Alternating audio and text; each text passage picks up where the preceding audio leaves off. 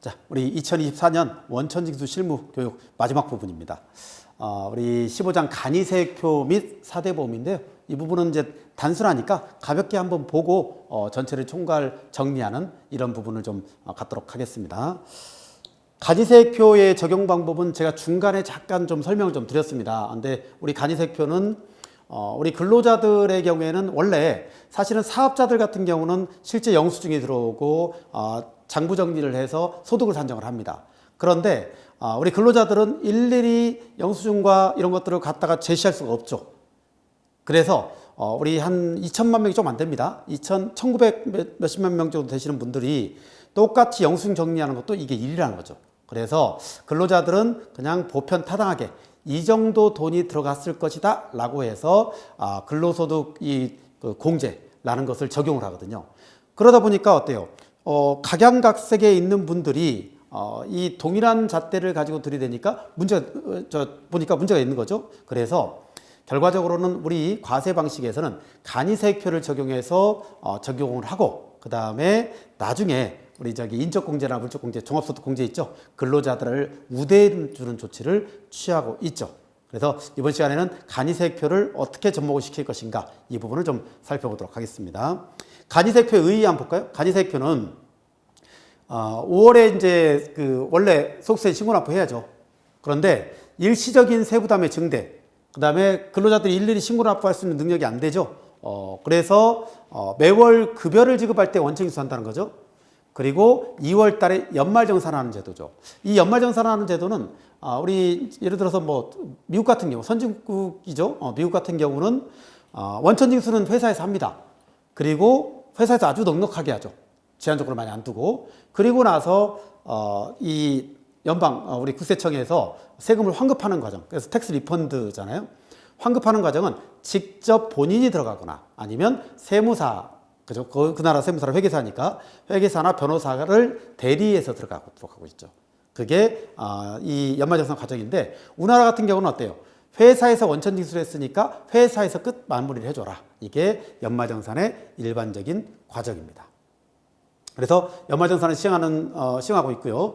그래서 일일이 필요경비를 산정해야 되나 여건상은 불가능하니까 과세관청에서는 간이세표를 산정하고요. 금년도도 바뀌었습니다. 작년에도 바뀌었고요. 그래서 간이세표는 매번 바뀝니다. 우리 국세청에 들어가면 있고 본책자에도 또 있습니다. 이렇게 산정해서 고시하고 있고요. 매월 산정된 금액의 정확성을 담보할 수 없기 때문에 연말정산에서 추정확한 과정을 거치고 있다는 얘기입니다. 우리 간이세표를 적용하기 위해서는 사전 준비로 일단 근로계약서의 내용대로 해서 월에 급여를 확정해야 되겠죠. 급여를 확정해야 됩니다. 최저임금은 당연히 넘겨야 되겠고요. 그죠? 그다음에 각종 수당. 그런데 우리는 비과세냐 과세냐만 따진다고 그랬죠. 이렇게 보시고요. 주민등본 또는 가족관계증명서를 통해서 공제 대상 가족수를 확인하는데, 사실은 이제 입사했을 때는 건강보험에 관련되는 피부양자까지 이제 영향을 미치기 때문에 그분도 합계해야 된다. 그 다음에 원천징수는 간이세표를 통해서 확정하죠. 자, 간이세표에 의해서 들어가는데, 이 간이세표를 적용할 때는 어때요? 우리 100%를 기준해서 우리 수직에서는 뭐가 있냐면 이 급여 내역 있죠. 그리고 수평은 공제 대상 가족 수가 있습니다. 만나는 점을 100% 하고요. 좀 적게 뛴다 80%, 많이 뛴다 120%를 띄어서 하는데, 이 부분은 회사에서의 지침은 아니고요. 근로자의 선택사항입니다. 나는 연말정산 많이 환급받을래? 많이 뛰는다. 120%까지. 그죠? 예. 자, 간이세표를 적용할 때 구체적인 요령을 보면요. 월급여액 같은 경우는 비과세를 제외한 금액이고요. 공제 대상 가족 수는 본인 배우자를 각각 한 명으로 계산합니다. 본인도 무조건 한 명이에요. 다만 이 종된 근무지의 임직원, 우리 연말정산할 때 종된 근무지는 최종 연말정산 장소가 아니거든요. 그러니까 세금을 많이 띄어라는 얘기예요. 합산되면 어차피 세금 많이 내야 되니까. 비거주자인 경우는 본인만 공제 대상입니다. 자녀세 공제가 이번에 바뀌었는데요. 우리 2명 이상 넘어가면 5만 원 더해주는 게 바뀌었어요. 그래서 이 부분 때문에 이제 간이세표가 전체가 바뀌었고요.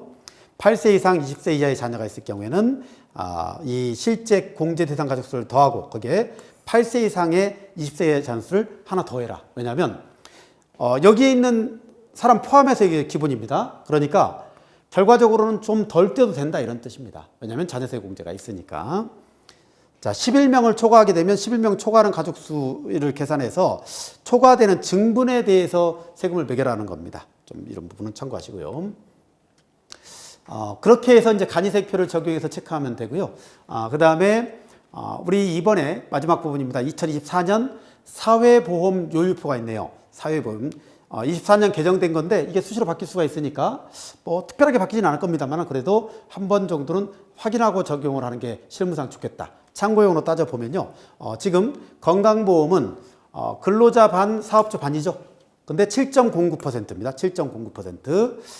최고로 적게 내는 게 19,780원 하한액 보험료가. 그 다음에 상한액은 782만 2천 원 정도가 됩니다. 거기에 이제 장기요양이 따라가죠. 장기요양이 여기에 0.4591씩 총 0.9182 정도 되죠. 예. 국민연금은 역시 반반 부담인데요. 지금 보면 보험료가 하한액이 33,300원이 조금씩 늘었습니다. 상한액은 53만 1,000원이네요.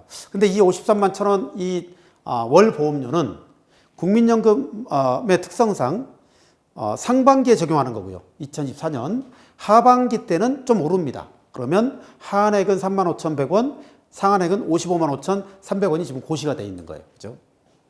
그래서 4.5씩 총 9%를 한도로 적용을 하도록 하고 있습니다. 고용보험은 이제 실업급여는 0.9, 0.9%에서 1.8%를 각자 내고 있고요. 나머지는 회사 부담으로 다 내고 있죠. 이 부분은. 그래서 근로자가 총 부담해야 되는 4대 보험료율은 9.4041 정도 일반적으로. 산재보험은 지금 150인 미만 이 기업을 가정했습니다. 그 다음에 회사가 부담하는 것은 9.6541% 해서 19.0582%가 총 우리 회사와 근로자가 부담해야 되는 사회보험 요율표가 되겠습니다. 자, 우리는 이렇게 해서 우리 가지세표도 봤고요. 4대 보험까지 다 봤습니다. 본 교재가 우리 강의용 교재예요. 강의용 교재를 조금 더 이제 우리가 일반인도 볼 수 있게끔 좀 범위를 넓혔다고 할까요?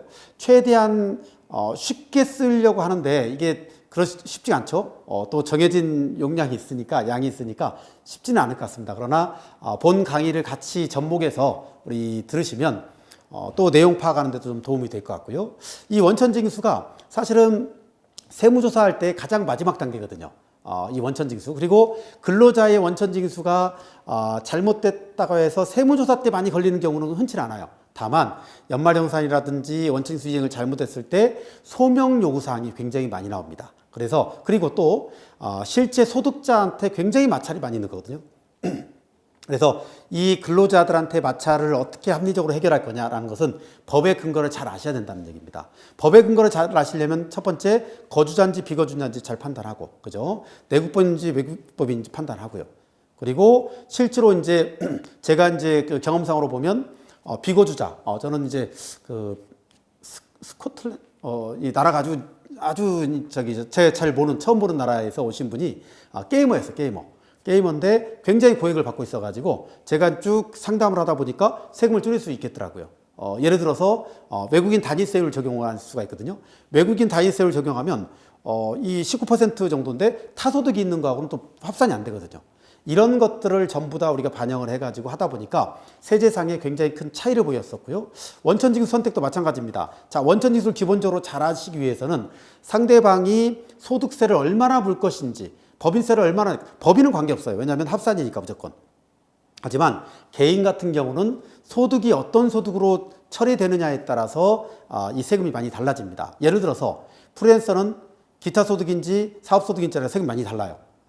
그러면 반대로 얘기하면 우리 회사 입장에서는 어떠냐, 그죠? 우리 사업 소득을 기타 소득 잘못하면 또 이 가산세가 있거든요. 그래서 이런 부분은 사실은 회사에 문제가 없어야죠. 안정적으로 보면.